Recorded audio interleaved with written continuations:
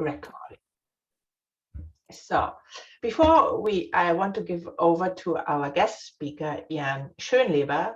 Is that, I hope it's right pronounced? Yes.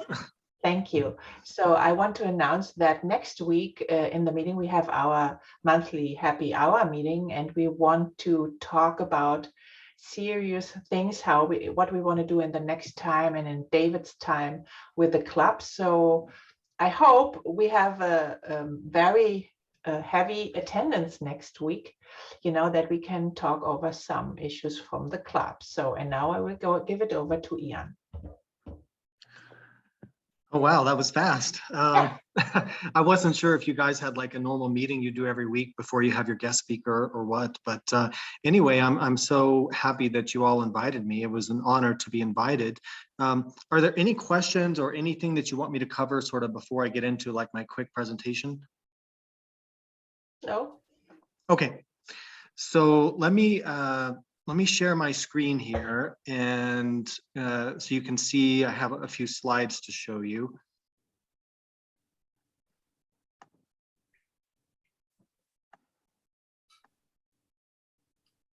Okay, can you all see the slides okay? Yes. Okay, great. So my name is Ian, and I live in Southern California. I run the motorcycle YouTube channel called Big Rock Moto. I also have another YouTube channel called Big Rock Outdoors. Here's my little bio, which I sent to some of you. I think it may have been sent out to the membership, but in any case, just briefly about who I am. Most of my life, I was a nonprofit management professional. So I was a development director for a nonprofit foundation for a long time. And I'm still involved in nonprofit. So, when you guys reached out to me as a Rotary, I immediately knew, about Rotary, and I was very happy to say yes to that. We have a Rotary here in my town, and they do a lot of great things in our community. So anyway. What town are you in? I'm in Idlewild.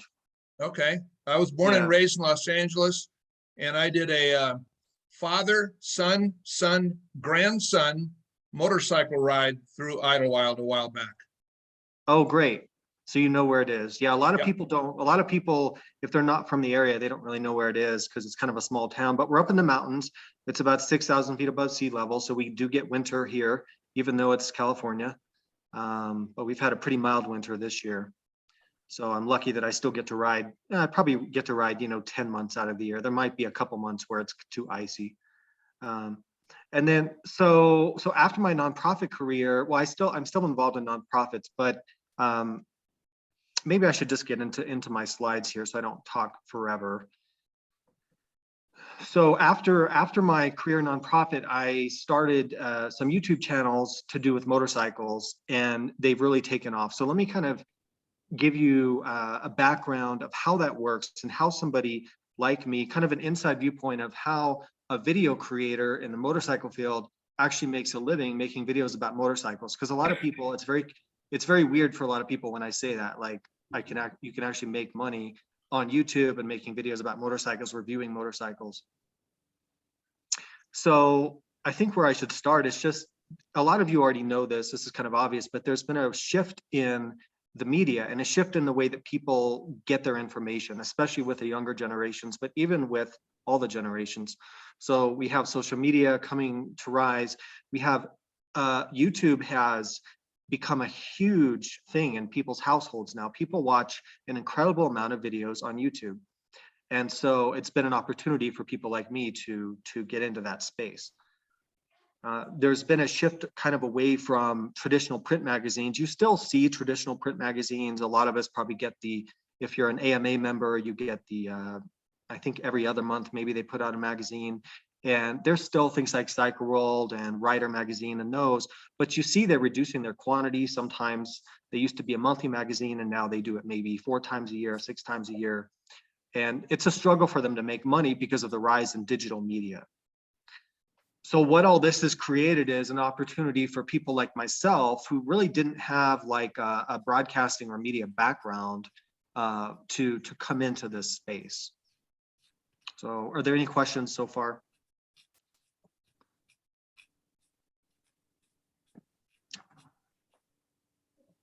So a little bit of background about how this started. I think all of us who become YouTubers and who get large on YouTube, we all started at a very amateur beginning level, because it's not like YouTube gives you a book and says, here's how to do this. Here's how to get your videos to be viewed. Here's how to make good looking videos. There's really no guide to doing it. So all of us start out with very beginner looking videos, and we struggle with our production quality. So you go through that phase. And for me, that phase was like probably the first 2 years, I would say, where you don't have a lot of videos. You're not very good at what you're doing. Not too many people are watching. But eventually YouTube allows you to monetize your channel. So what they allow you to do is you have to have a certain number of watch time and subscribers and things like that.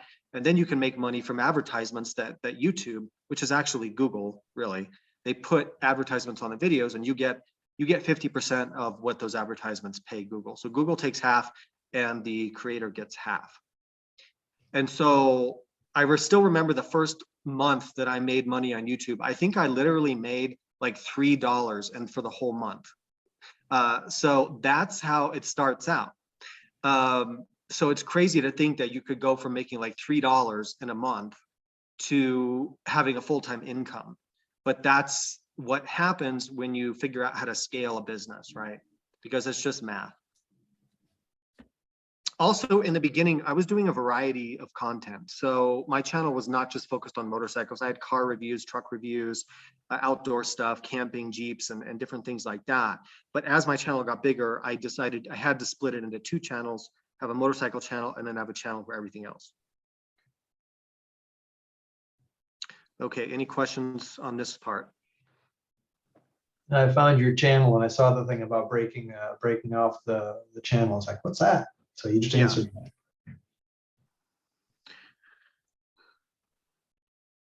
So for maybe a couple years, I did YouTube as a side job. And it was just one of those things that was kind of a passion project or kind of a hobby. I was making a little bit of money, paying for tires, motorcycle parts. We all know how expensive that can be. And it was great to have that little supplemental income. And it was kind of fun to do like a couple of videos every month. But it was very challenging to try to produce videos and work my full-time management job for a nonprofit organization. And then we had a baby, our first baby. So it became very challenging to have any time to really focus on anything and do anything really well. Some of my motivations for growing the channel, you know, it was one of the first times in my life where I sort of had a personal passion that really aligned with a business opportunity. So my whole career, my career has been amazing and I'm really grateful for it. But it wasn't like, oh, I'm super passionate about nonprofit fundraising. I mean, I like to do it. I'm good at it. It's a good career, but it wasn't like a personal passion for me, as the way motorcycling has always been in my life.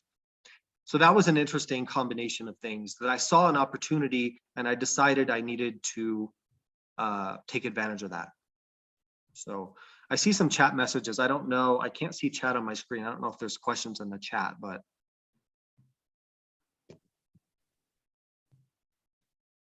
Oh, it looks like it's not. Okay. Not related to your speech. Okay. Sorry. Yeah. No, that's okay. So like I mentioned, I eventually had to split the channels and devote one channel to motorcycling. So my motorcycle channel specializes in adventure motorcycling. However, I do review street bikes, touring bikes, cruisers, sport bikes, everything as well. And I'm expanding more into that area, but I think a lot of people know me sort of from adventure motorcycling.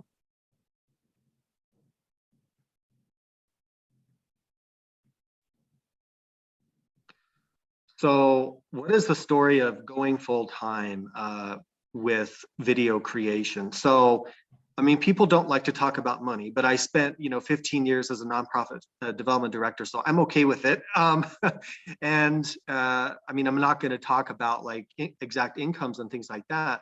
But my point is that when you're looking at turning sort of a side job into a main business, there has to be some financial stability there. So once I reached a point where I saw that I could have enough monthly income to be reasonable, to support my lifestyle living in California and all these expenses that I have, that's when I said, this is really serious. I need to really invest more time in this.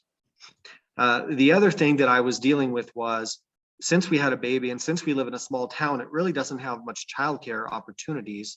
I really needed a flexible schedule so I could stay home and be with our newborn, be with our baby for a lot of the time. And so doing this job really allowed me that flexibility that I didn't have before. And this was all during the pandemic, by the way.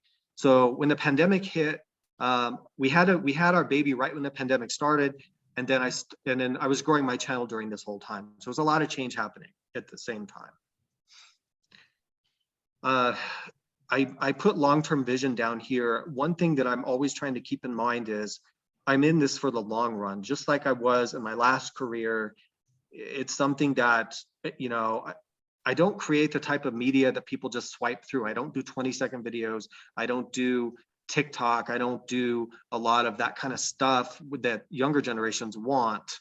I really do longer format educational videos. And I'm looking at what value am I providing with my content?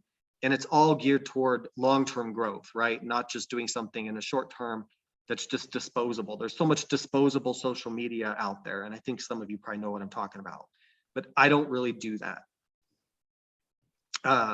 The other thing that that really drives me is I really try to be humble and always try to improve. So even if I have some successful videos or a successful period of time, I'm always reading every single comment that comes through, and I get probably 500 to 1,000 comments or messages a week. It's a lot, but I read all of them and I respond to a lot of them. The reason for that is I need to know what people are thinking. I need to know what I'm doing well, what I'm not doing well, so I can improve. Because if I stop doing this, there'll just be someone to come take my place. Like it's not permanent, and people want to see that you're improving and investing in your business and making the content more professional. So, a year ago at this time, I really wasn't working with OEM manufacturers getting press bikes, but now I've established enough relationships where I work with 5 or 6 different motorcycle manufacturers, BMW, Kawasaki, Suzuki, Honda, a bunch of others, and I review their motorcycles because I have access to their press fleets. So that's something that's brought me more into the realm of professional journalism versus just making some small YouTube videos. Yeah. And I might have one more slide. I don't remember. Oh, yes. So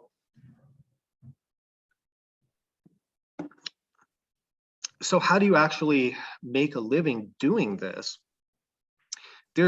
When you break it down, there's really 4 income areas for most people who do YouTube as a business.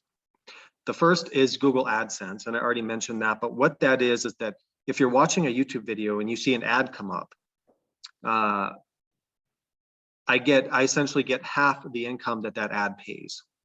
However, it's a very tiny amount per video. It's a tiny amount. So the only way that works is you have to have, for instance, my channel, I typically have around 1 million people watching it every month. That's how much it takes to make that ad revenue add up to a reasonable income, for a career.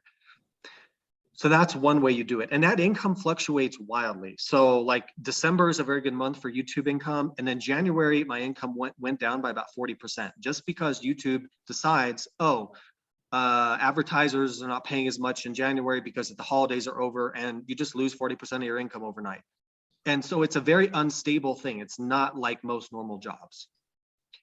The second way that you can make money is affiliate marketing. And affiliate marketing is, I have links in my video descriptions and comments to drive people to vendors that I use. So Rocky Mountain ATV, MC, they sell a lot of motorcycle and dirt bike parts. Revzilla sells all sorts of motorcycle parts. Amazon, of course, I have that now as well. And how that works is that if someone clicks on that link and then buys anything on those websites within a period of time, I get a small commission on anything that they buy. And that's a significant revenue stream once you grow that big enough. So that's really important.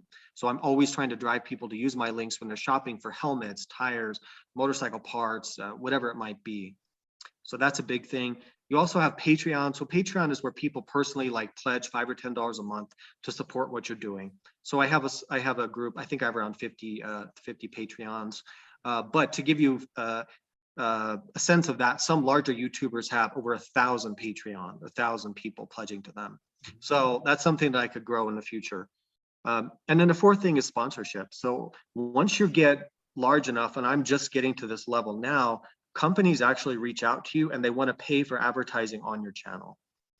So a company might reach out and say they want to do it. They want me to run a 30-second ad in one of my videos, and they will pay a certain amount of money for that 30-second of ad time. It's no different than, you know, a company advertising on a commercial on TV. It's the same concept. But you can't do too much of that because then it's a turnoff for people. They don't want to see too many ads when they're watching a video, because that's not nice. No, that's not a good thing. Now they can skip through them, just like you can press mute on your TV or fast forward or whatever, but you can't do too much of it. So when you put all that together and you have a big enough YouTube channel, you can make a reasonable living doing this, and that's why you see so many people doing this nowadays. It's very common. There's actually a lot of people having a career doing this type of thing. There's not a lot of motorcycle YouTube channels, but if you look widely, there's a lot of, you know, large YouTube channels out there. So those are all the slides I really had. I'm happy to talk about anything in terms of the motorcycles I ride, you know, where I like to travel, anything at all, because I don't have a real good sense of this group, like in terms of where all of you are located or what kind of motorcycles you like to ride. We're kind of not exactly neighbors, Ian. I'm up in the Alameda area, Bay Area. Oh, okay. So And I was born and raised in Los Angeles, grew up in Southern California, but I now live in Reno, Nevada. Okay. Yeah. All right. I've been to Reno. I can see it's being worth a ride, you know, Larry, if we want to get down there and see if Ron wants to join us, do something with Ian. Absolutely. One of the fun parts about this group is we're spread out throughout the nation. For instance, I'm on the East Coast, just outside of Gettysburg, but we get together, especially during the summer, for rides. Last year, we had a memorial ride in Maggie Valley and had a bunch of us there. A lot of us are going to Houston in June for the international convention.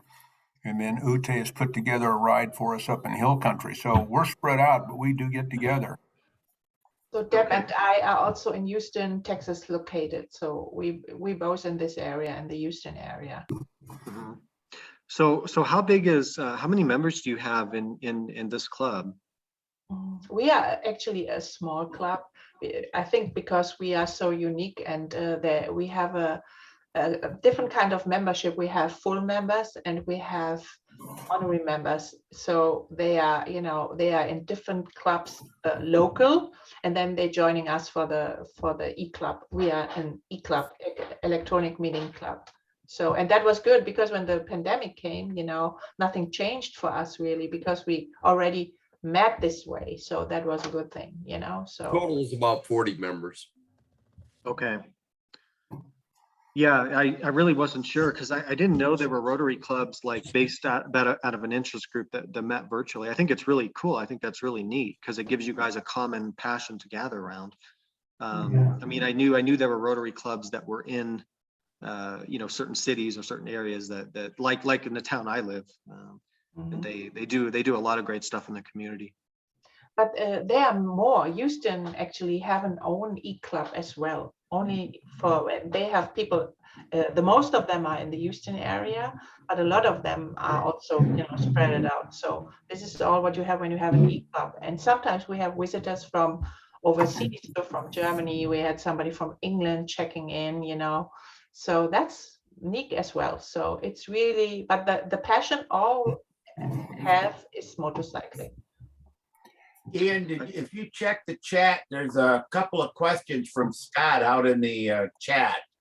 He's very Okay, interested. I had to write it down before I forgot my questions. Oh, okay. I'm trying to go through the chat here. Let's see. it's mostly about the videos. Do you do all your own shooting and editing, or do you have some professional help for that? So yeah, I do everything myself. Okay. And you know, some of the larger channels, once they get to a certain level, they may have an editor or they may have someone helping film them. I don't feel that I really have the financial resources to do that, but that's a bit of a chicken and the egg issue, because probably if you did invest in that, you'd grow faster and you'd make more money. So it's like, you know, it's one of those things that is something I need to look at one day, but I control everything and do everything myself. Which, you know, after managing a team of people for so many years, it's been nice to kind of have just the independence and not having to worry about managing other people. But I think there would come a day at the rate of growth that I have now, there will come a day when I do need help, I think. But I enjoy the editing part. I enjoy the technical camera work part. And Yeah. so. What cameras do you run? Are you mostly on GoPro, or do you do some other helmet mounted stuff? So yeah, my helmet, I run a couple of GoPro 9s. I also have an Insta360 camera. They're the 1X2.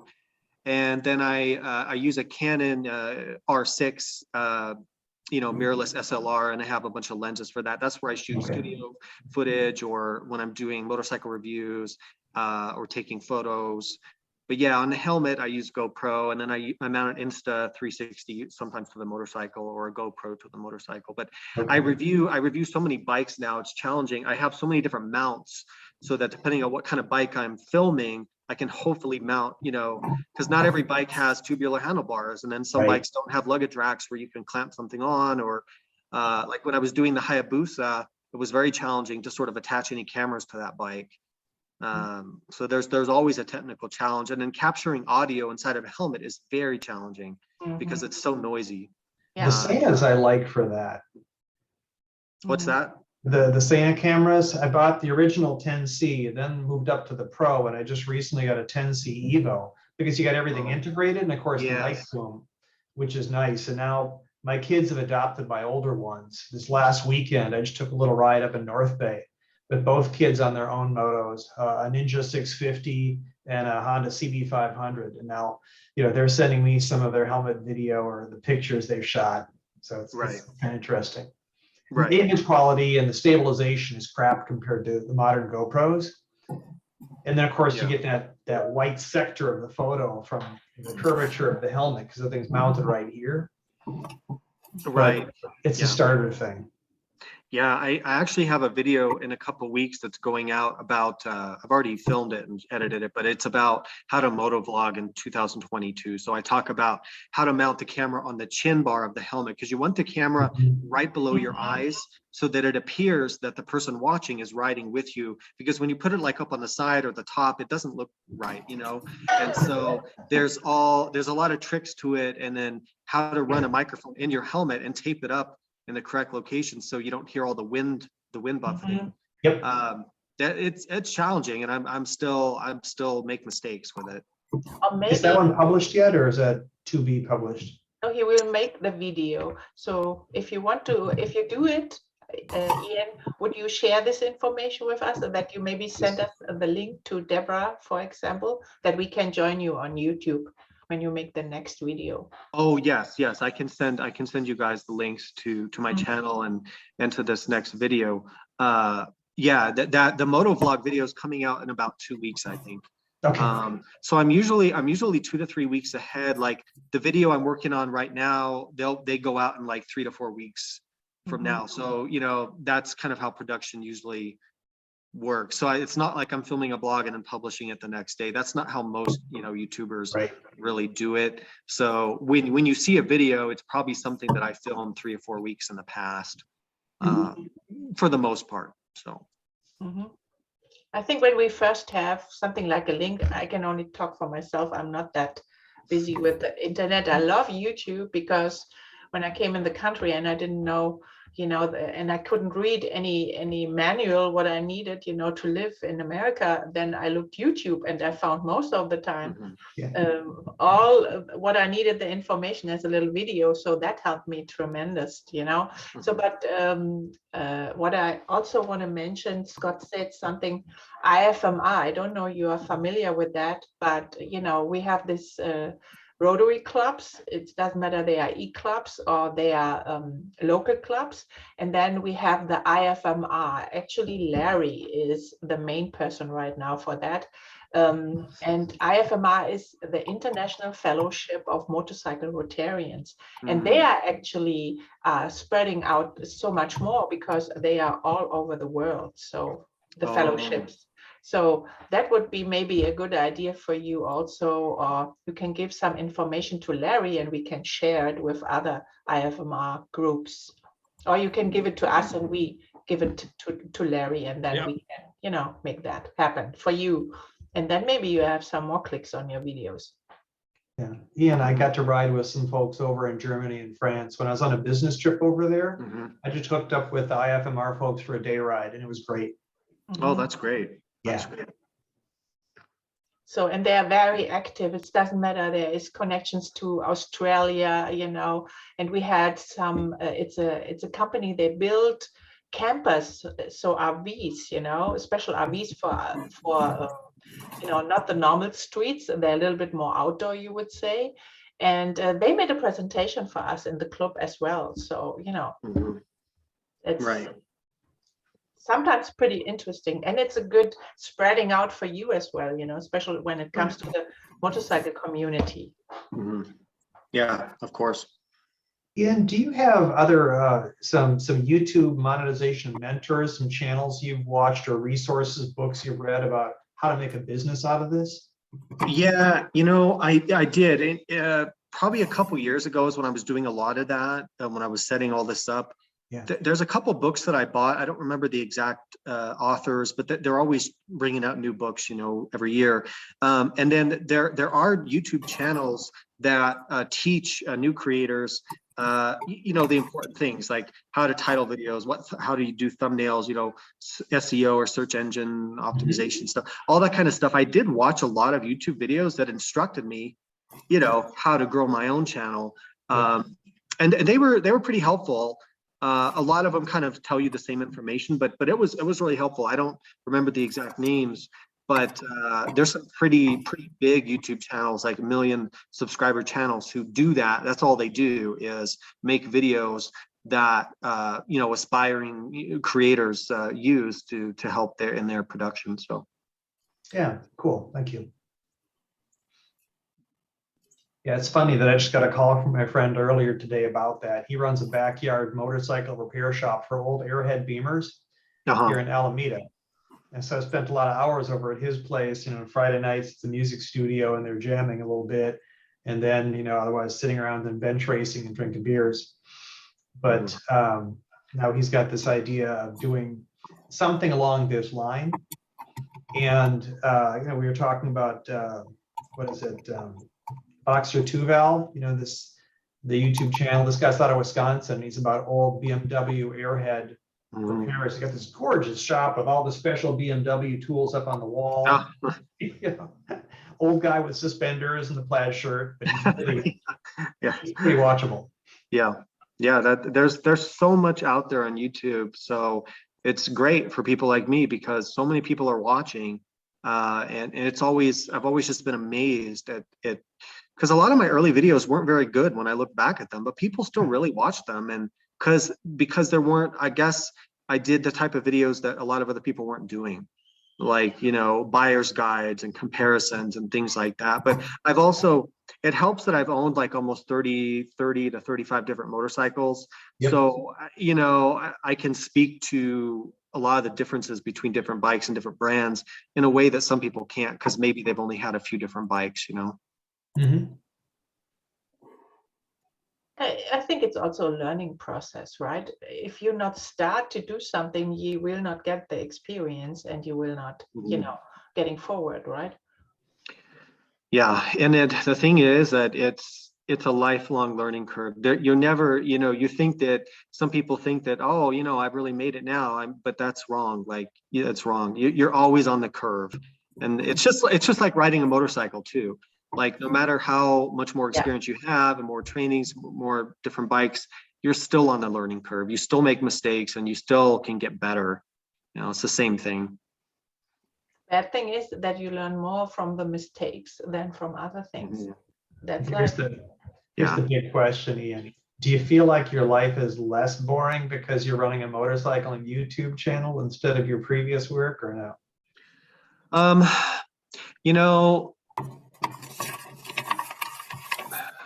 I feel like it's less stable. I feel like it's more uncertain. I do get to have more fun, and I do, enjoy the flexibility of my schedule, and there's a lot of good parts to it. But when you do something 40 or 50 hours a week, and there's a lot of behind the scenes stuff that people don't see, and arranging all this, that it still feels like work. But I think it's less boring. So I'm lucky to have this interesting career now that's pretty fun and pretty dynamic, and I get to do a lot of new stuff. Like, I'm loading up my GS right now because I'm going out tomorrow for 4 days to the Rawhide Revzilla rally up north of LA. So I'm going to that. They invited me out to that, so I've been helping them promote that.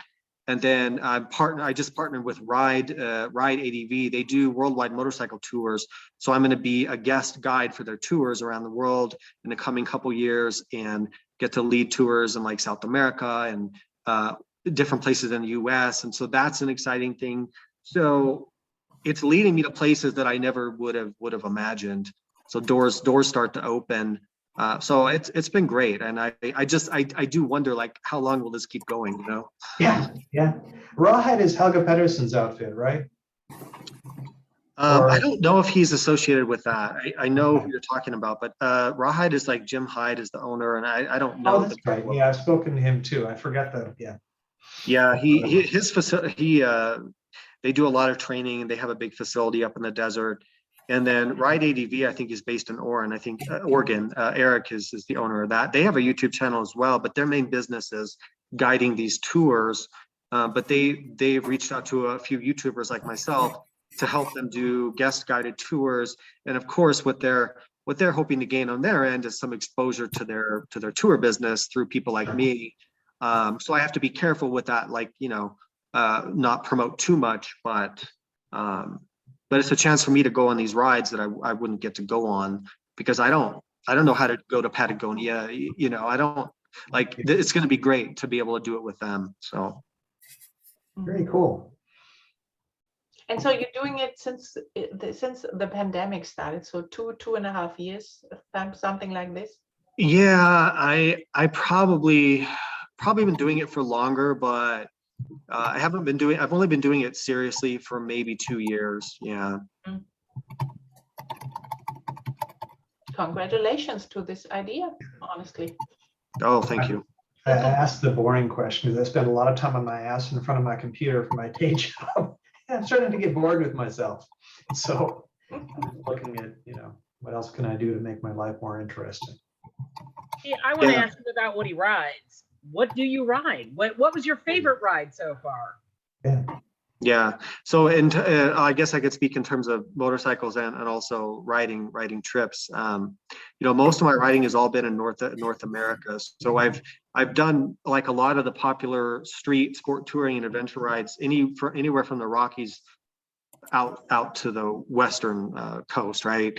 So I think my most memorable ride I did was about 12 years ago. I did something called the Continental Divide Ride, which is the mountain bikers do it. They call it the Great Divide or the Tour Divide. It's mostly off-road trails. It starts at the Mexican border and goes to the Canadian border, and it's all through the Rockies, and it's mostly like fire roads and logging roads, and the scenery is incredible. It was like 2 weeks of riding, and it was mostly camping.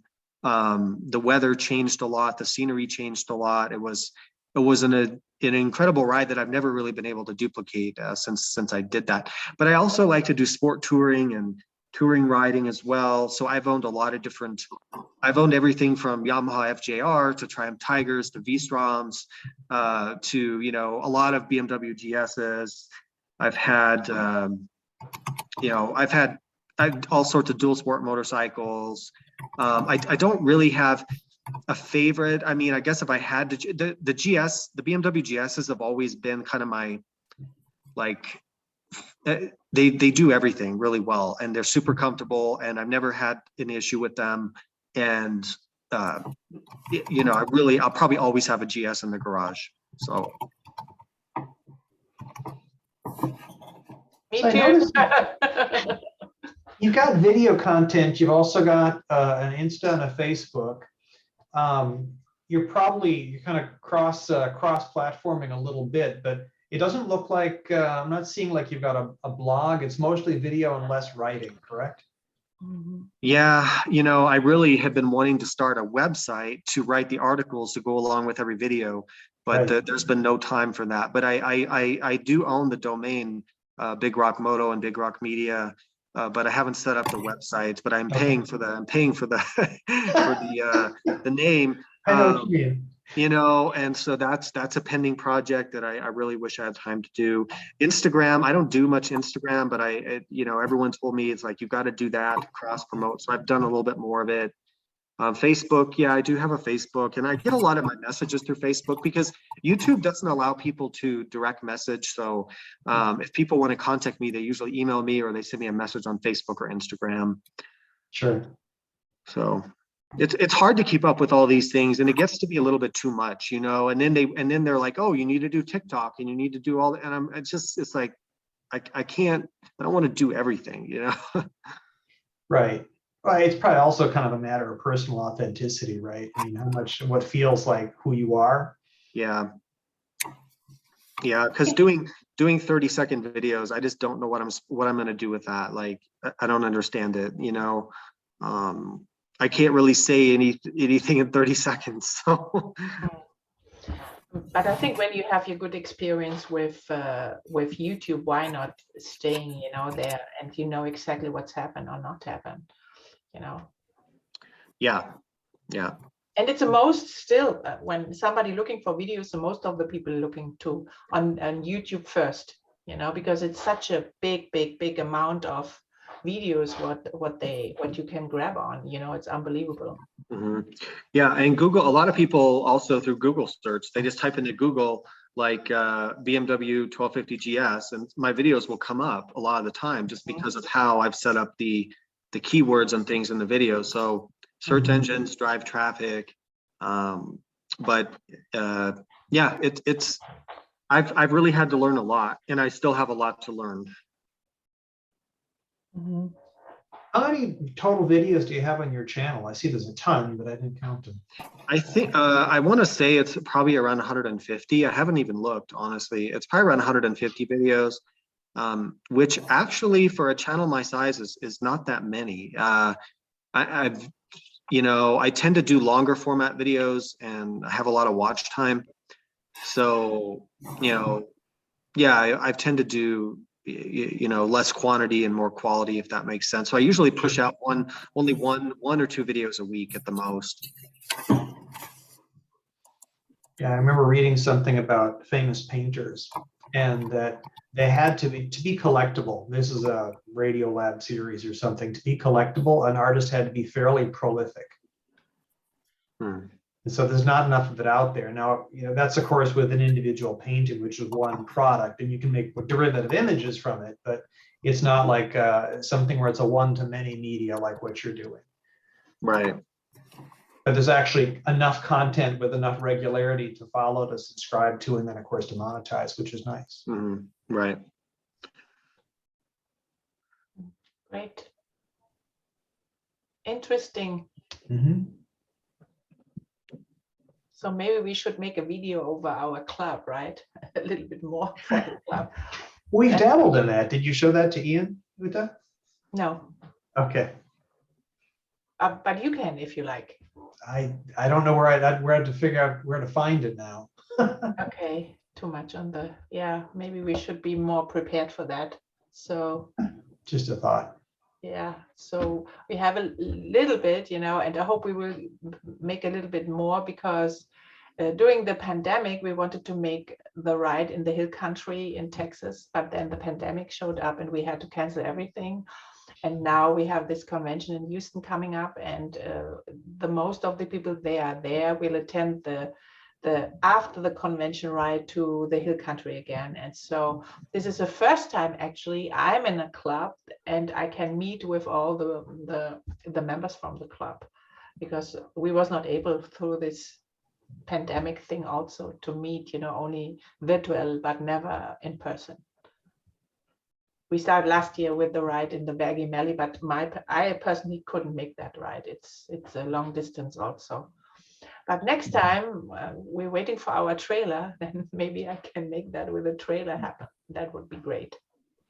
Okay, I get a better saddle for my GSA. And we have a club member, he already organized a ride next year, the Panamericana. So I'm very excited with that. Wow. Yes. Who's doing that ride? Jim Deadmeat. Okay, I don't recall if it's on our IFMR website or not. Okay, I'll check with him. In May, I think it's in May. We get an invitement from the IFMR in Germany, Austria, and Switzerland. So they made a ride this year, the same thing, and they had some spaces open. So, and then, it was booked out and we couldn't attend. And then Jim was so sad about that he reached out to the same organizer in Chile. So now we can make it over there, but not with our own motorcycles. So we will use rented motorcycles over there with a group. And I'm pretty excited about that. Wait, you said the ride is in Chile next May? Yes, next year. I will be in that. I'll be in Peru, Chile, and Argentina, but I'll be working, so I can't join. But that's crazy. Sad. So you see, we try to be very active with the group, and you can show up whenever you want to join us. Maybe, Ian, you are more than welcome to join us if you like, and you have the time for that. And how old is the baby now, by the way? She turned 2 last week, so she's officially a 2-year-old. So we'll see if the terrible twos come into play here. But she has some pretty good temper tantrums now and then. Yeah, trust me, you're in for some enjoyable year. Yeah. Well, and then you get the sweet spot from like between diapers and puberty. There's a lot of golden years, and once the hormones kick in, it's like just hold on to the roof, Yeah. I have a point of view that it's all about your attitude. And if you think it will be the terrible twos, it will be. If you think it will be the terrific twos, it will be. That's good advice. So maybe think it will be the best time ever, and it will be the best time ever, Yeah. So maybe this is so. If nobody have to say something or ask him, so you can be still in the meeting if you like.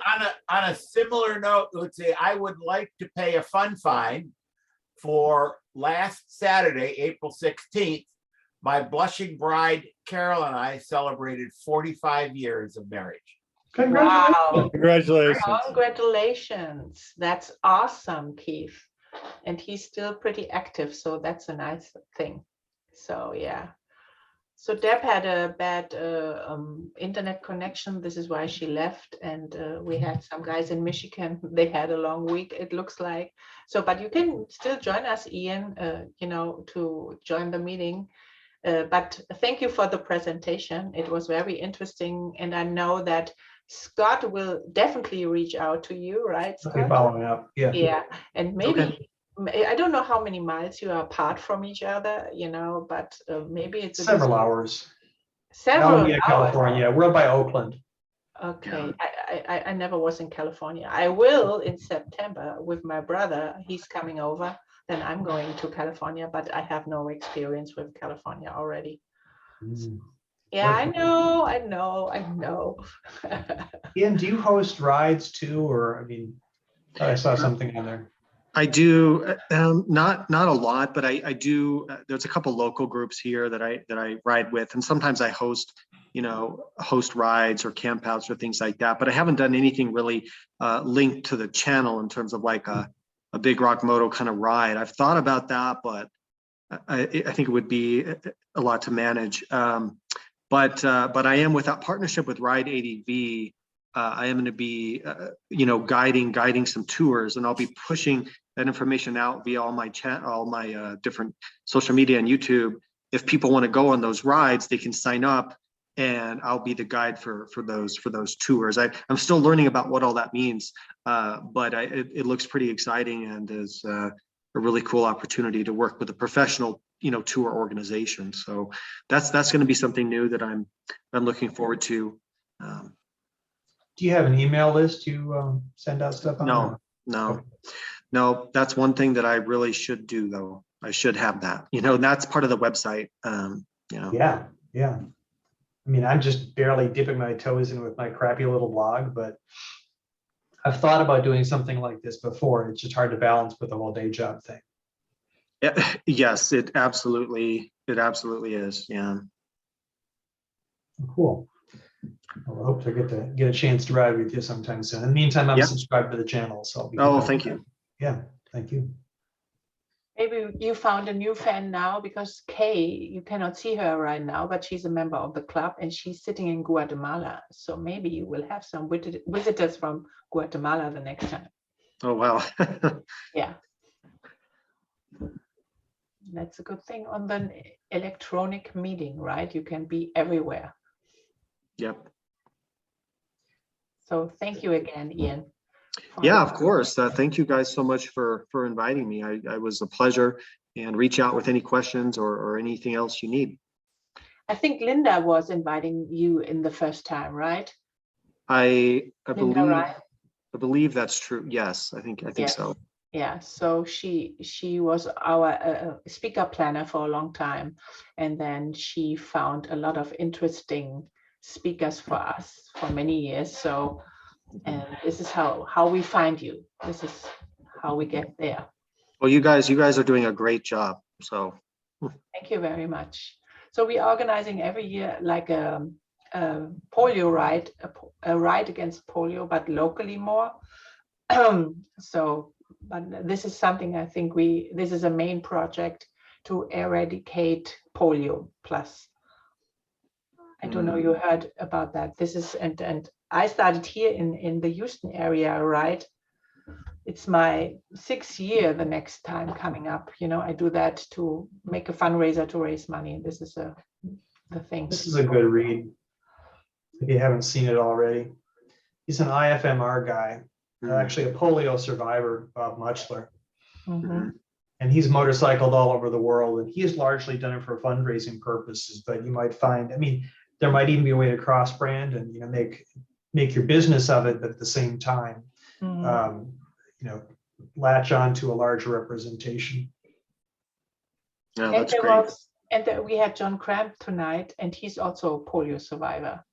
And he's riding every year, also make a big ride in the summertime, from Gettysburg, Pennsylvania, down to last time he was in California as well. He was getting down, and, for every mile he did, he get a sponsor to raise money against polio. This is for some people a really hard project, Yeah.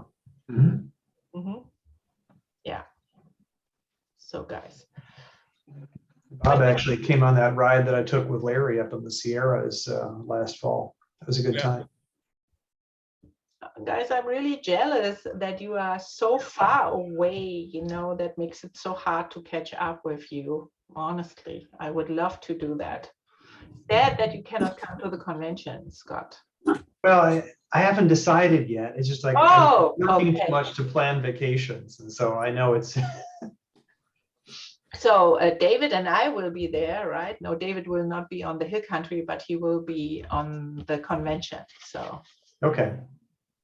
So actually, we are still up in the air about whether we are flying or driving. I went ahead and took a whole week off work, so it's possible I may trailer my bike out there. I don't know yet, but I'm hoping that I'll be able to take the ride. But it's not so far from Georgia, you know? Yeah, that's pretty far. Yeah, I was riding through Georgia on my way up to North Carolina, you know, so. Back in 2008, I got from California to Tennessee in 3 days and then back in 2.5. So you Wow. can do it. It just depends on your tolerance for pain. And it's depend on how the weather was. So that was why we bought the trailer now, and we're waiting that we can pick him up, because on the way back from North Carolina, that was end of September, it was raining. So we had rain all the time, you know, so, and this is not comfortable at all, especially when you have to go. And then we had to stop in Asheville, North Carolina, because there was tornadoes on the way up there. And so at this time in the year, September, like this, and you know, the hurricane season here in Houston is from 1st of June to 1st of November. So that would be exactly in this time. And then when you have to cross, you know, close to North Texas, so more Dallas area, Dallas is a lot of tornadoes on the way. So that's why, you know, you have to be careful. Yeah. Or Louisiana, very bad at this time. So, but June, David, we Okay. are June on the convention, so that's perfect. So it's 850 miles. Oh, nothing. Nothing. Yeah. I did the ride from Atlanta home in 1 day, 12.5 hours. I did that. Yeah. 840 miles with the GS, by the way. Speaking of Friend that- of mine who just turned 80 and has been around the world east to west and has been from Prudhoe Bay to Ushuaia. He just completed the coast to coast to coast in 100 hours. Oh my gosh. Started in San Diego, went to St. Petersburg, Florida, back to San Diego in 100 hours. Wow. We have a Rotarian friend over here too. He have a GS. I think it's a GT. No, not a GS. A K.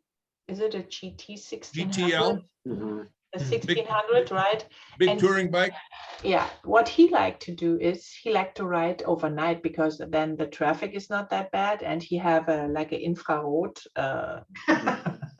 on his bike. No, because of the animals and things. The deer, it's They're in that, danger. yeah. So, and he made this ride to California from Texas. I don't know in how many hours, but I said, he's crazy. He's really crazy. He liked to do that very fast and, you know, long distance. This is what he liked. And he's a finance,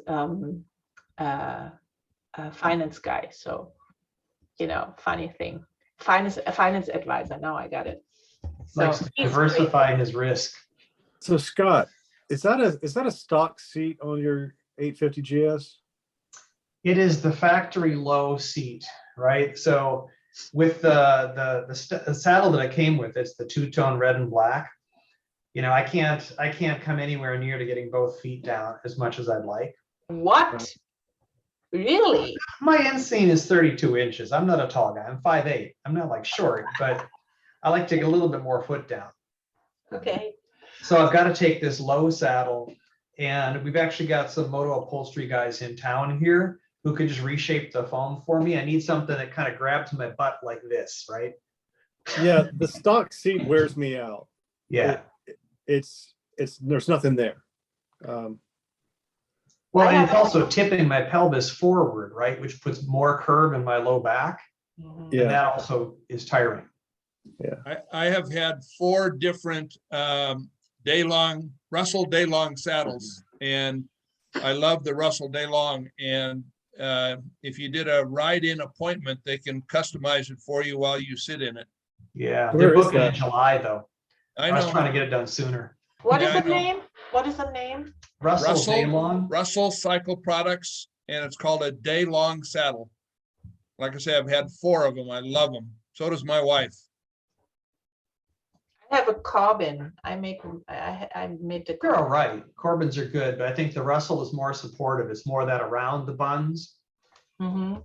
And they can look a little funky, right? Because now you've got this sleek motorcycle with these little wings, these butt wings. Looks kind of orthopedic Mhm. compared to the lines of the bike. But Yeah. for comfort, I'm sure it's much better. The joke is that the seat is butt ugly. Yeah, yeah. Yeah, but it doesn't matter, you know. Butt I had ugly, that, Larry, but butt friendly. Yeah. that's a good Yeah, describing. definitely. Mhm.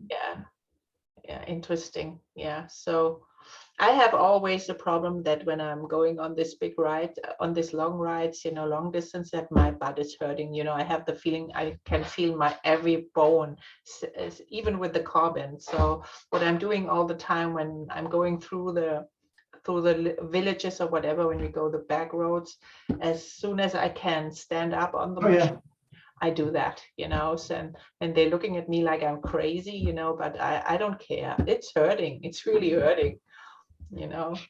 It's range limiting. When I got back from the Sierras thing, I was just like wiped the next day.